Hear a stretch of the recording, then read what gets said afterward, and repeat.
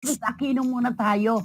November pa po ang last niyang post. November, December, January, February na.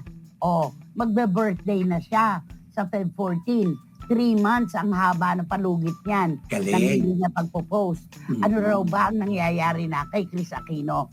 Natural po yung sinasabing pagbabalik television niya, yung hosting, kay daanin man po sa social media o kung anong app man yan, hindi po matutuloy dahil siyempre gusto naman ni Chris talaga maayos na maayos siya, yung magaling na siya, di ba? Correct. At saka ito na yung gusto niya, naka semi-private na yung buhay niya. Alam mo yun, naka semi-private na nagagawa niya yung gusto niya. Nagsadan ko online shopping na lang siya. Alam mo Oo, yun? at ibigay natin sa kanya yon.